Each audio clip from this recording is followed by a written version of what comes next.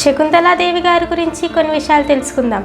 ఈమె 1929 కర్ణాటకలోని బెంగళూరులో జన్మించారు. చిన్నతనంలో ఈమెకు మ్యాథ్స్ పై ఉన్న ప్రతిభను ఆమె తండ్రి గుర్తించారు. పెద్ద పెద్ద అంకెలతో కూడిన లెక్కలను ఈమె సెకండ్లలో చేసేవారు. ప్రపంచవ్యాప్తంగా ఎన్నో ప్రదర్శనలు ఇచ్చి ఈమె ఉమెన్ ఆఫ్ కంప్యూటర్ గా పేరు పొందారు. 1980 లండన్లోని ఇంపీరియల్ కాలేజ్ లో 13 అంకెల సంఖ్యల గుణకారాన్ని ఈమె కేవలం 28 సెకండ్లోనే చేసి రికార్డుని సృష్టించారు. ఈమె పేరు గిన్నిస్ బుక్ ఆఫ్ వరల్డ్ లో కూడా నమోదయ్యింది. ఈమె జీవితంపై శకుంతలాదేవి అనే ఒక సినిమా కూడా వచ్చింది. మ్యాథ్స్ ని ఈజీగా చేసి చూపించిన ఘనత ఈమె పేరుపైనే ఉంది. భారతీయ మహిళా గర్వకారణంగా ఈమె పేరు చరిత్రలో నిలిచిపోయింది. ఈమె చివరిగా 2013 ఏప్రిల్ 12వ తేదీన ఆమెకు 23 సంవత్సరాల వయసులో చనిపోయారు.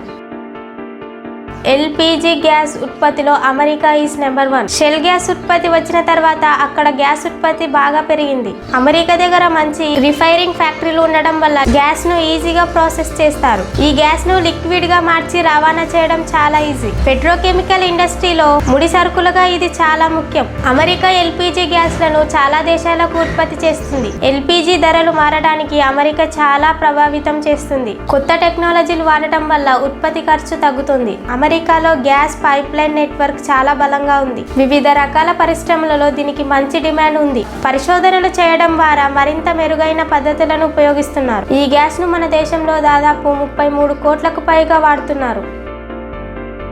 పాండాలు ఎక్కువగా వెదరును తింటాయి. అవి రోజుకు ఎక్కువ టైం తింటూనే ఉంటాయి. పాండాలు చైనా దేశంలోని వెదరు అడవుల్లో కనిపిస్తాయి. ఇవి ఒంటరిగా జీవించటానికి ఇష్టపడతాయి. వీటి body colour white and black colour లో ఉంటుంది. పాండాలకు వెదరును పట్టుకోవడానికి ప్రత్యేకమైన కాళ్ళు ఉంటాయి. వీటి జీర్ణక్రియ చాలా చిన్నగా ఉంటుంది. అందుకే ఇవి ఎక్కువ సమయం తింటూనే ఉంటాయి. ఇవి చెట్లు ఎక్కడంలో మరియు ఈదడంలో చాలా చురుగ్గా ఉంటాయి. పెద్ద పాండాలైతే చాలా బరువు పెరుగుతాయి. ఇవి అడవులలో కంటే జూలాలలో ఎక్కువ సంవత్సరాలు బతుకుతాయి. అడవుల్లో అయితే పాండాలు దాదాపు 15 నుంచి 20 సంవత్సరాల వరకే బతుకుతాయి. ఎడ్విన్ రాబిన్ అమెరికాకు చెందినవారు. ఈయనకు దాదాపు 9 సంవత్సరాల నుంచి కళ్ళు లేక అలాగే చెవిటి సమస్యతో బాధపడుతున్నారు. ఒకరోజు భయంకరమైన తుఫాను సమయంలో ఈయన తప్పించుకోవడానికి ఒక చెట్టు కిందికి వెళ్ళాడు. ఆ చెట్టును మెరుపు తాకడం వల్ల ఆయన స్పృహ తప్పిపోయాడు. కొద్దిసేపటి తర్వాత ఆయనకు మెలకువ వచ్చింది. ఆశ్చర్యకరంగా ఆయన కంటి చూపు పూర్తిగా వచ్చేసింది. అలాగే చెవులు వినపడడం కూడా మొదలైంది. ఈయన శరీరంలో ఉండే గాయాలు కూడా అన్ని మానిపోయాయి. ఈ ప్రమాదం తర్వాత ఆయనకు ఎటువంటి అనారోగ్య సమస్య లేకుండా మంచిగా ఉన్నారు. ఆయన పుట్టినది చనిపోయిన దాని గురించి ప్రత్యేకమైన వివరాలు అందుబాటులో లేవు. మెరుపు వల్ల కంటి చూపు రావడం అనేది చరిత్రలోనే జరిగిన అరుదైన సంఘటనలో ఒకటి. ఈ సంఘటన సైన్స్ కి సవాలుగా మారింది. సౌత్ కొరియా రాజధాని సియోల్.